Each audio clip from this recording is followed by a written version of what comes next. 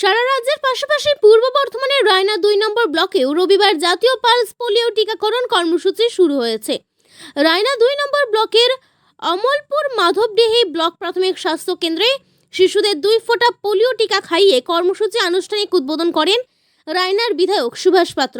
এই অনুষ্ঠানে উপস্থিত ছিলেন ব্লক স্বাস্থ্য আধিকারিক ডক্টর মির্জা মুজিবুর রহমান। এছাড়াও উপস্থিত ছিলেন স্বাস্থ্য কেন্দ্রের নার্স, আশাকর্মী, আইসিডিএস এর সুপারভাইজার ও কর্মীরা। কর্মসূচিতে অংশ নেন এলাকার সমাজকর্মী আদিত্য মালিক, সজল দাস, চন্দন ধাবক ও প্রভাস ক্ষেত্রপাল এবং প্রদীপ বাগ। স্বাস্থ্য দপ্তরের পক্ষ থেকে জানানো হয়েছে 5 বছরের কম বয়সী প্রতিটি শিশুকে পোলিওর 2 ফোঁটা টিকা খাওয়ানোই এই কর্মসূচির মূল লক্ষ্য।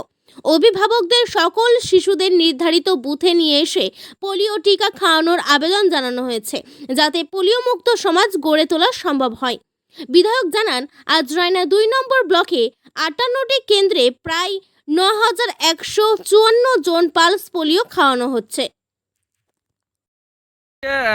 রায়না 1-এর পর রায়না 2 আজকে উদ্বোধন করলেন পালস পোলিওর, কি বলবেন?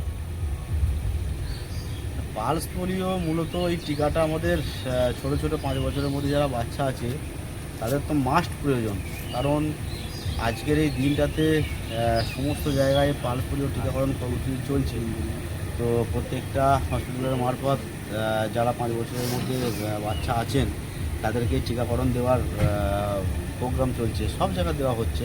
এবং মাধবডিহি আমাদের যে ব্লক, সেই ব্লকেও 58টা ক্যাম্প হয়েছে এবং যেগুলো আমাদের সাব সেন্টার আছে সেখান থেকেও সমস্ত বাচ্চাদের এই টিকাকরণ করা হচ্ছে।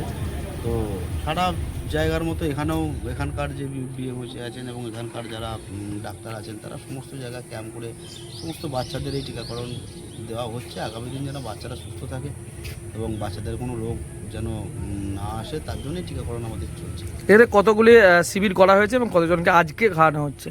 এখানে মোটামুটি 58টা ক্যাম্প করা হয়েছে আর মোটামুটি 9000-এর উপর শিশুদের এই টিকাকরণ চলছে। ধন্যবাদ।